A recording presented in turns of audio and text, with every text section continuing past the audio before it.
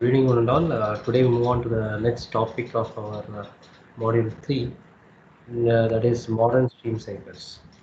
Okay, last class we concluded with serial random numbers at ANSI X 9.7, right? So today we move on to the next one called modern stream ciphers. Already we had a brief discussion about stream ciphers in our module 1 as well as the start of this module also. That is stream of ciphers. I mean, stream ciphers are nothing but the encryption and decryption will be done bitwise. That is R bits at a time.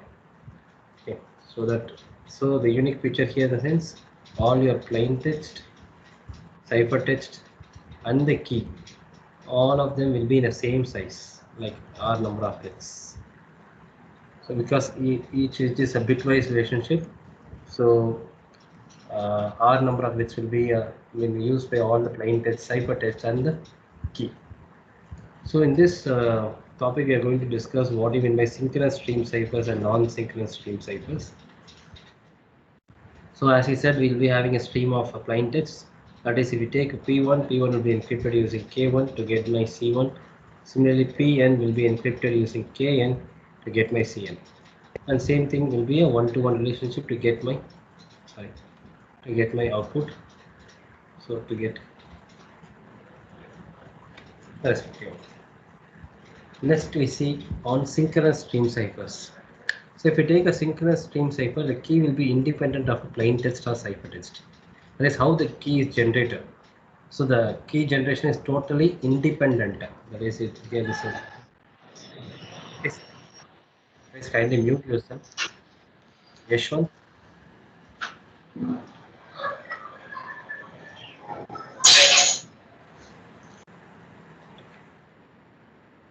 Here in synchronous stream cipher, the key will be independent of the plain text or ciphertext. So this is one of the prominent stream cipher, synchronous stream cipher called one-time pad. Here they are using a random sequence generator, especially to be specifically like PRNG, okay, to generate the key. Zikra, can you mute yourself or you have any doubts? Sorry, sir. Okay. So it's a serial random number generator which will be used for the key generation here, which will be producing the same length. For example, if I have PI means I'll be using K number of bits. So ith input will be encrypted with the ith input from the key to get the ciphertext CI, and the same key you can able to see either you can use the same random sequence generator at the decryption end, or using any secure channel you can able to exchange the key also, so that I'll be using the same stream and the decryption to get the output. And here the only operation done here is only simply your XOR operation alone. In a one-time pad, simply you will XOR each and every bit of the plain text with the key Ki to get the output Ci, and nothing much, right? So if you see an example, this will test whether you people have understood what you mean by synchronous stream cipher or one-time pad cipher. Here they gave you 4 scenarios, and they are asking you how a ciphertext will look like, or what is the pattern of the ciphertext, or how it will look like. First case, if suppose, and here you assume that the key is a random key. It's a random key.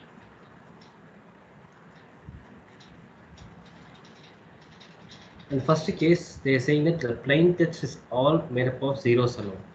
So how does a ciphertext will look like? Can anyone unmute and tell? I mean, they're going for one-time pad. That is only XOR operation is around percent. They're saying that the random bit sequences will be always a random. In the first condition, they're saying the plain text will be totally made up of all zeros. So how does the ciphertext will look like? Can you guess or anything?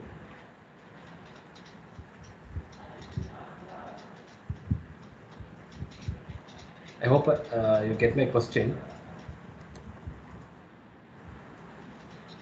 The key is random, and the plain text is made up of all zeros, and you are going to XOR the plain text with random key.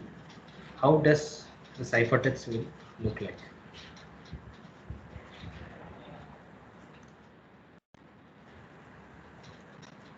If the question is There clear, are sequence of zeros and ones.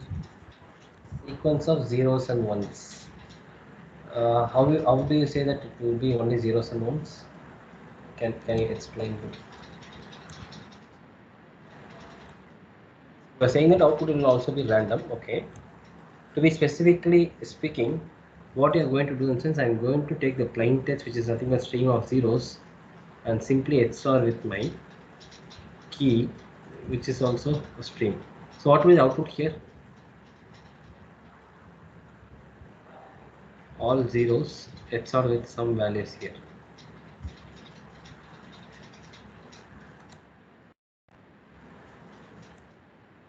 You'll be getting the same output, right? That is, the ciphertext will be the same value of key. I hope you know what is the XOR operation. 0 XOR with 1 gives me, at least for this one, you people have to answer. 0 XOR with 1. I can't able to hear you clearly. Can you repeat? 0 XOR.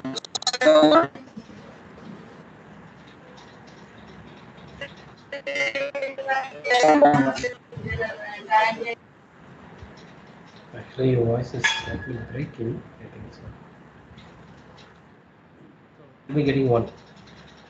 So you'll be getting the same string. So now, second scenario, if the plain text is made up of n number of ones, how does the ciphertext will look like?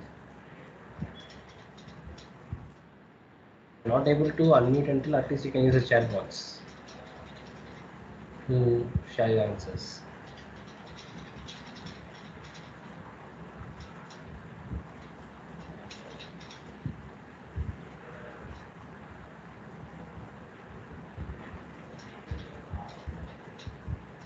Guys, I hope I am audible, right? My voice is clearly transmitting. Ciphertext will be a key itself, sir. Actually, that is for first scenario, Kunal. That is for first scenario. Ciphertext will be the key itself. I'm asking for second scenario. If plain text is made up of all ones, what will be the key?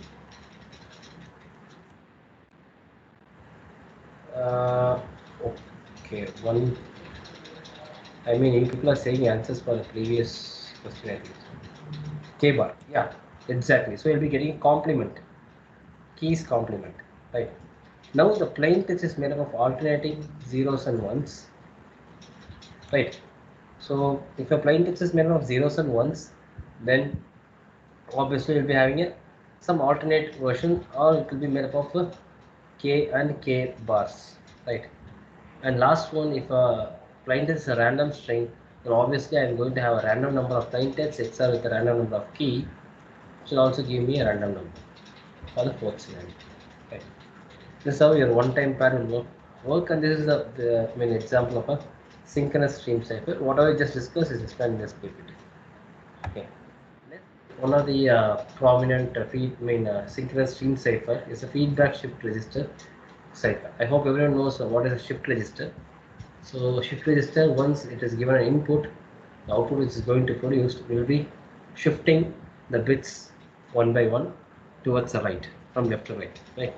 So in this scenario, you can able to see these are shift registers which are going to be present here, which already have some values inside them, and the output of this shift register will be taken inside a function called feedback function, which will be producing my output called BM, which will be replaced, or which will push BM -1, B2, B1, and B0 will be taken as a output of the final end, and which will be taken as a key called KI. If you're this is like a key generator, right?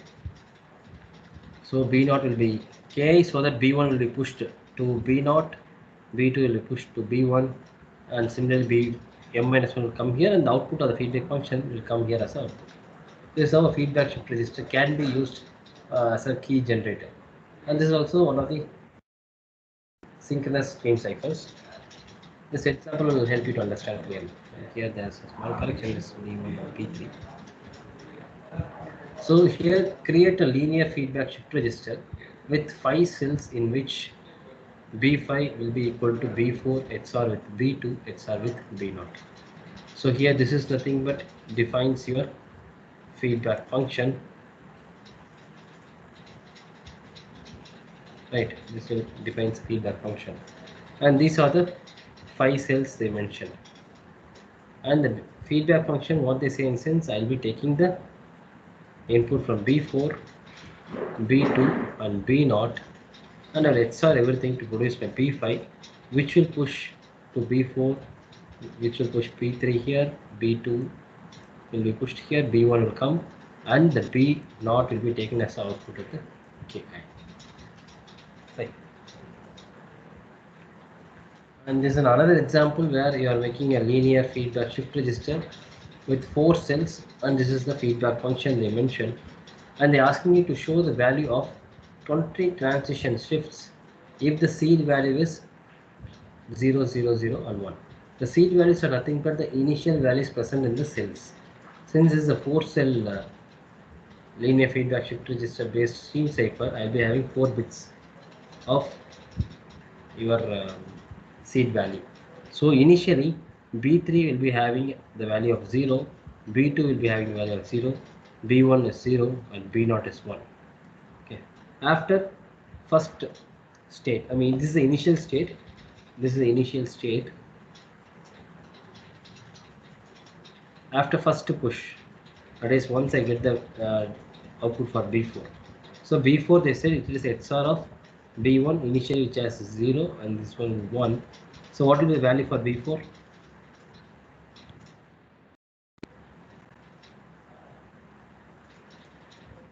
I'm asking what will be the value for B4? 1. Yeah.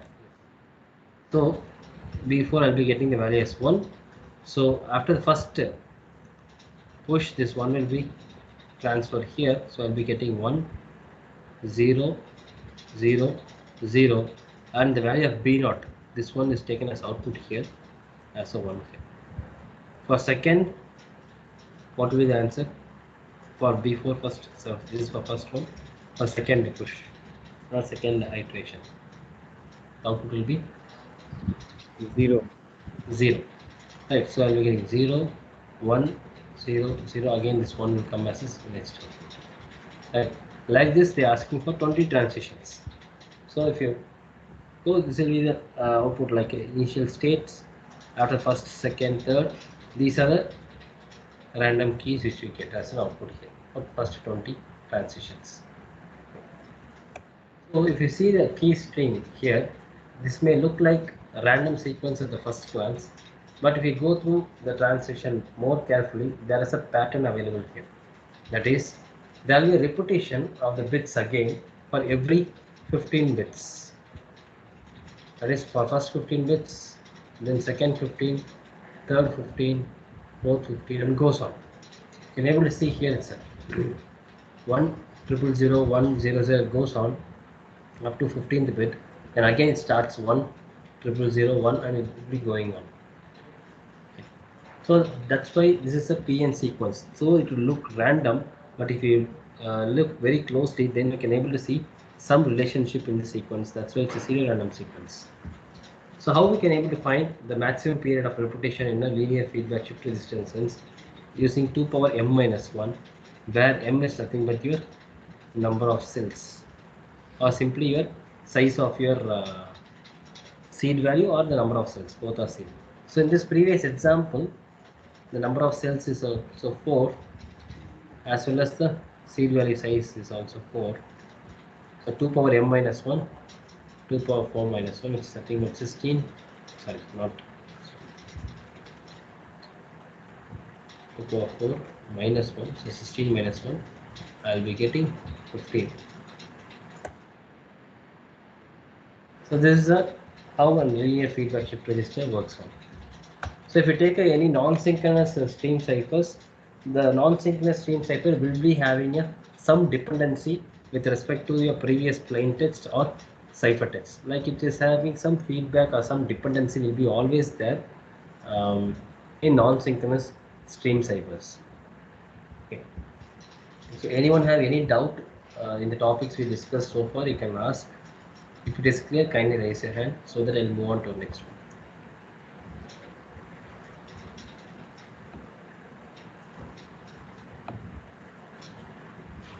Okay, thank you guys. Right. Now we'll see counter mode as a stream cipher. I hope you remember we saw the counter mode CTR and the output feedback mode OFP in our pseudo random sequence. CTR is one of the best example of your synchronous stream cipher. Here you can able to see the key generator is totally independent of my plain text or ciphertext. So here what they have is they have a counter which will be supplying the n number of bits. Here I have some encryption algorithm and the output is taken as a key here.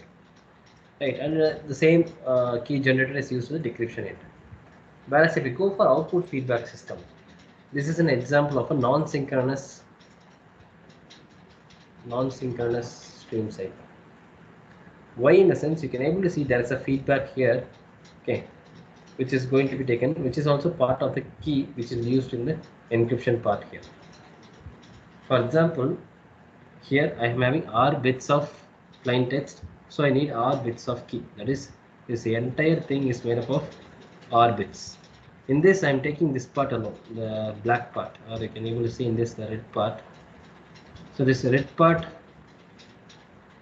has n number of bits, and this n bits will be taken as a feedback here and will be given as a input for the next iteration. Fine. So the green portion will be having R minus n bits. So altogether I'll be having, because altogether means n plus R minus n, I'll be getting R bits as output here. So this output feedback mode can also be used in the stream cipher also. Right. Now we move on to the next topic called public key cryptography. It's the last topic in our module 3. Actually, the topics which we have discussed still before this slide all come under symmetric key cryptography, whereas this one is a public key cryptography, which is also called as asymmetric key cryptography. This other name for public key is nothing but your asymmetric key cryptography. This we will have a detailed discussion on next module, but I don't know why they have placed this one in our module 3, so I have to discuss it in module 3 itself. So I'll just give an introduction here. Okay, it's more like an introduction sense, like a fact. Generally, what people are apart from, I mean, don't have much knowledge on cryptography technique, but they know what there is something called symmetric and asymmetric key. They will compare these two, but we should not compare symmetric key cryptography as well as asymmetric cryptography, because they have to exist in parallel.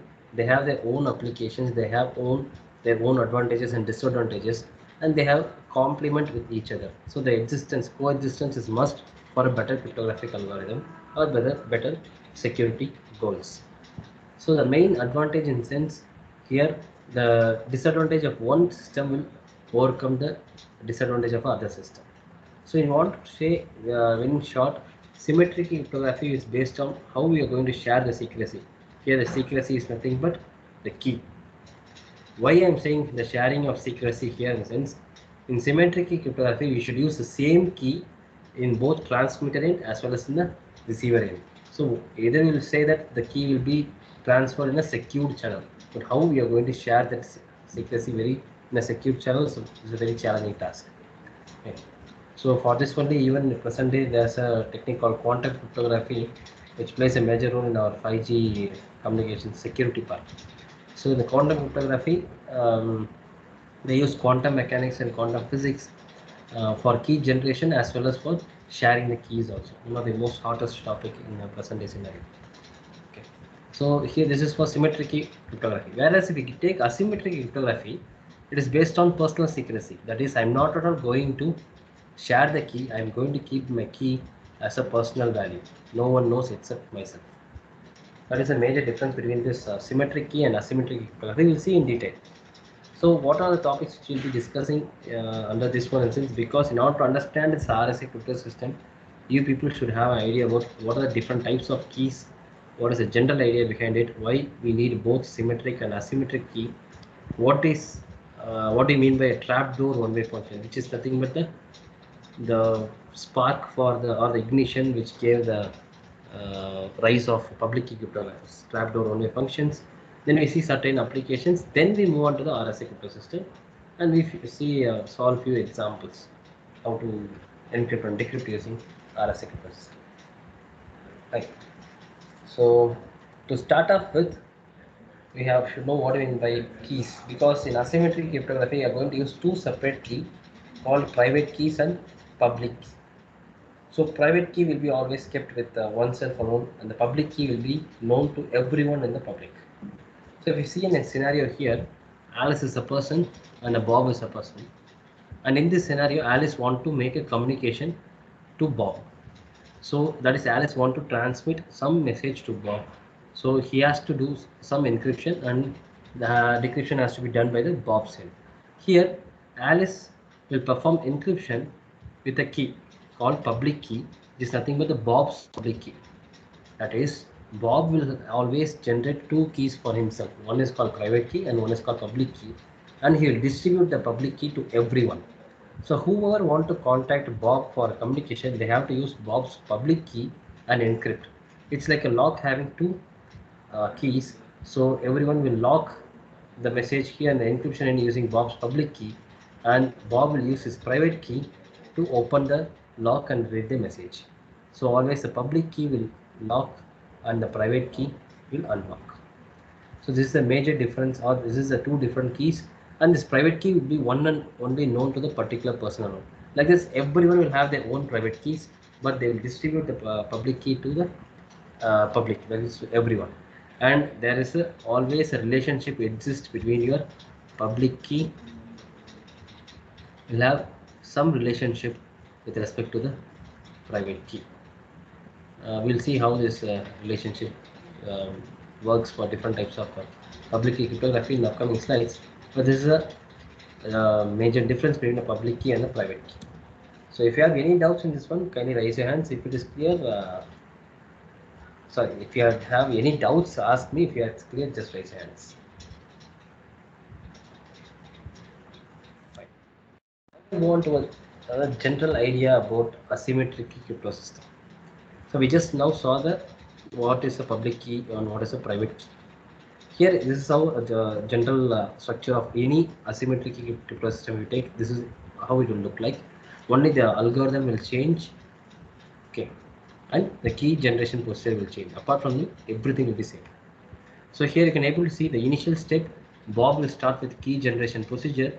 He will able to generate a private key and the public key, where he will keep the public key in a distribution channel. So whoever want to communicate with Bob, they go to the public key distribution channel and take the Bob's public key, and they will use them for encryption, and they create a ciphertext and they will transmit.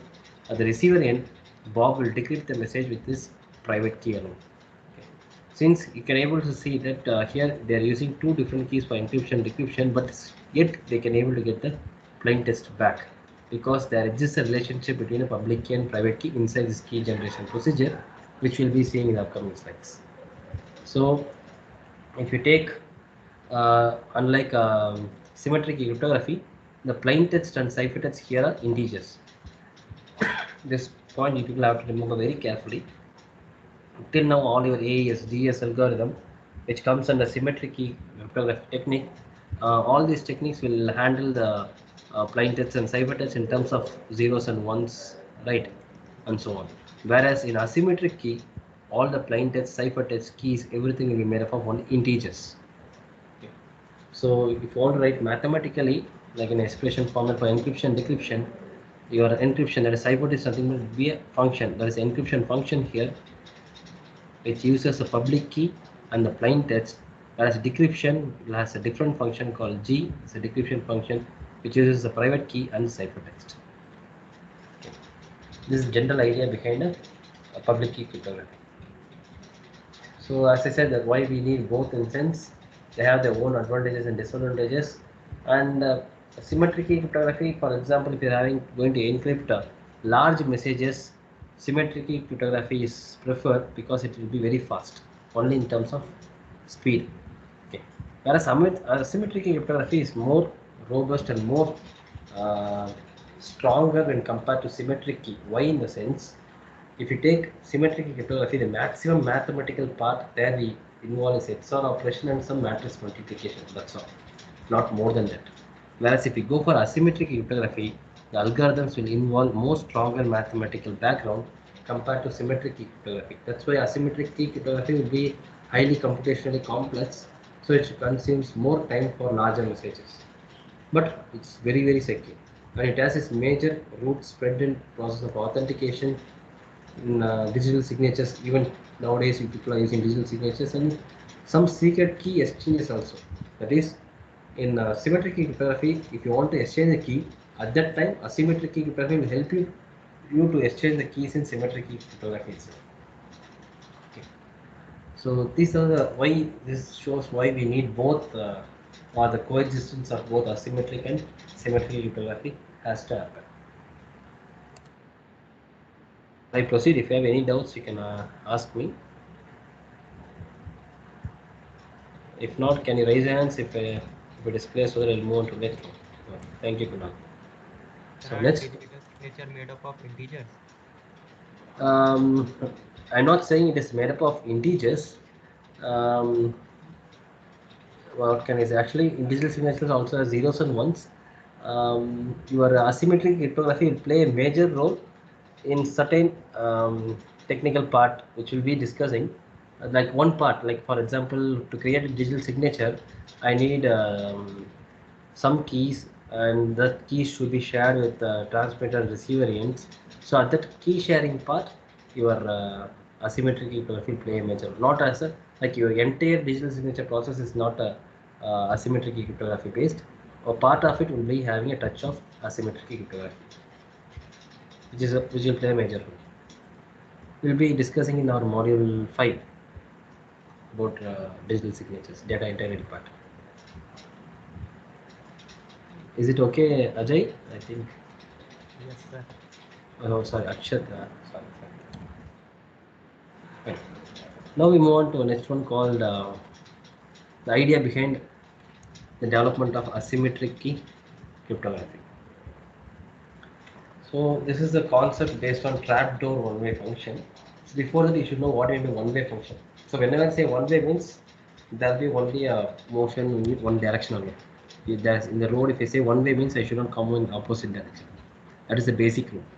For example, if you're having a value called x here and you're transmitting it in the format of y, the y has a relationship with x with respect to the function f.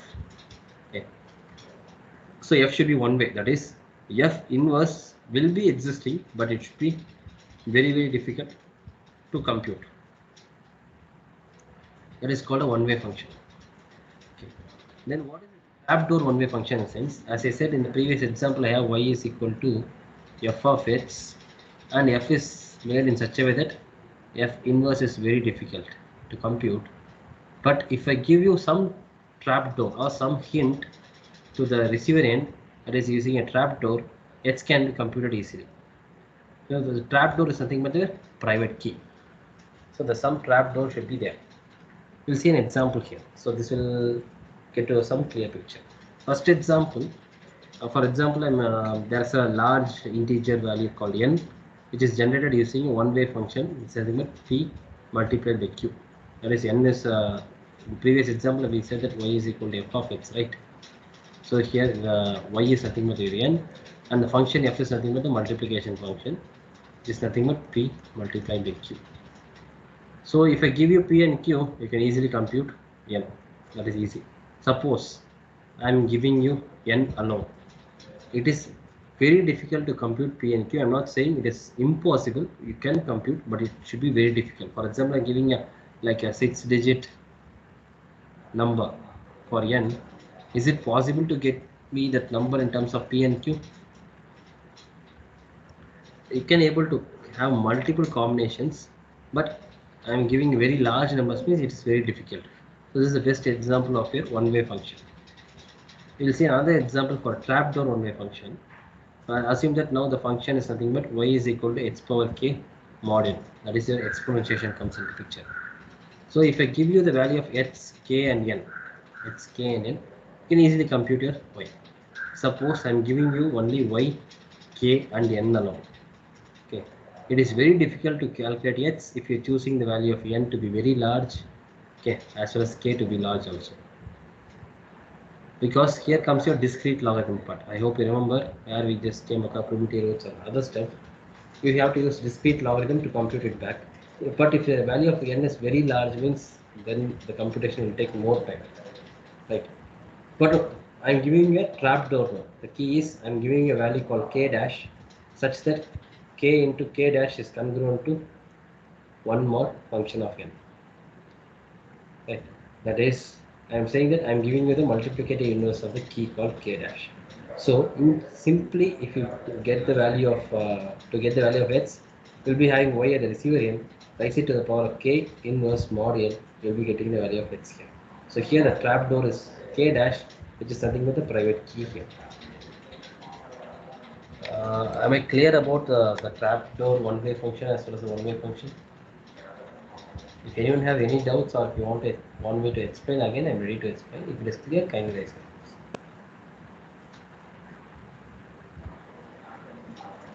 Thank you, Kunal. Thank you, Tushar. Santosh Ram. Yes. Now we see some of the applications. So public key application, that I'm saying the public key cryptography application, it will be used in a cryptographic part. That is your encryption, decryption to provide sequencing, and digital signatures where your authentication comes into picture. Here I am not going to perform any encryption here, but I am going to provide authentication. Then the key exchange process, right? Like this is the main. I hope everyone knows the security goals of cryptography. Can anyone tell the 3 security goals of cryptography? You remember? Integrity, authenticity, confidentiality. Yes. Okay. So in order means confidentiality, integrity, and authenticity. Confidentiality will be provided by encryption, decryption. So here, and authenticity is by digital signature here, but here we are not discussing about integrity. Integrity is a separate part. We'll see that later. Okay. So these 2 goals can be achieved by public key cryptography. And some of the most famous public key cryptography techniques as well as still in existence are, first one is RSA, which can be used in encryption, decryption, digital signature as well as in the key exchange. Then comes elliptic curve arithmetic. I hope we discuss this elliptic curve arithmetic in module 2, right?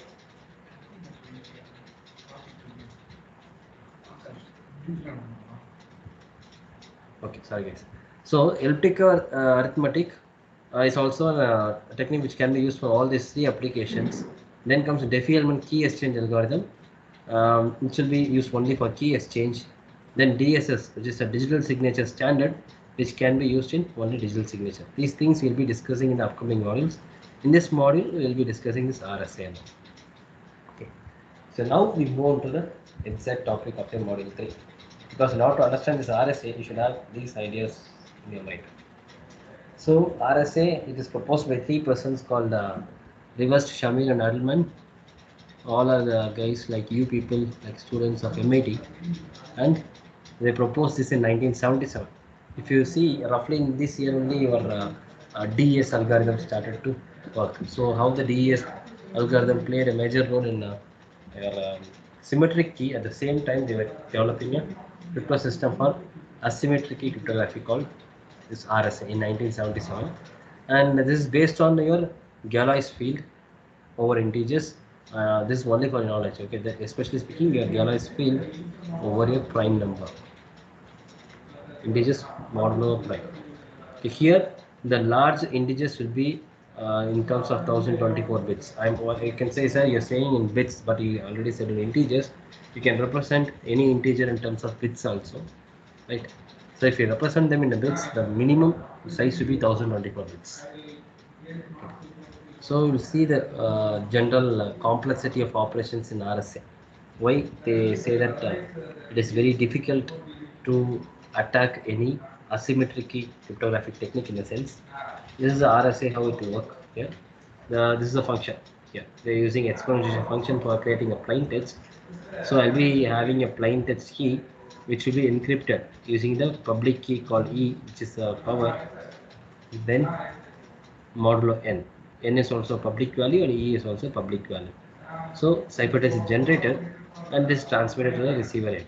Suppose if any attacker attacks here, he'll be having the knowledge of C. Since E and N are public, he will also have the knowledge of E and N. So using these values, if you want to compute P, he has to perform ETH root of my C. Suppose you are choosing E and N to be very large, before he decrypts the message, the entire conversation would have been got over. But here the decryption end, here they are, how they are decrypting in the sense, here they have the private key called D. This is the public key and this is the private key. Okay, and this D and E will have a secret relationship with them. We'll see how the relationship works. So this is how, and using this private, a private key, simply if you raise your ciphertext to the power D mod N, you can able to get the plain text back. This is the basic structure of an RLC algorithm, and if you see the exact mathematical thing behind this one, this is how your RSA encryption decryption and the key generation will work out. You don't have like AES, DES algorithm like rounds and all. Instead of multiple rounds, only one mathematical expression, one mathematical operation will happen here. So here you have been bringing back your rings and groups here. So your plain text will be a ring, okay, and your ciphertext will also be a ring, right? And the key will be for key generation we'll be using a group called G. Here the ring is nothing but Zn. Hope everyone remember what is Zn. Can anyone tell what is Zn? Z is a set of integers. Zn, module 1, sorry, module 2. What is Zn, guys? Set of, there's a name called set of, can anyone tell? We'll start with R. Can you unmute and tell?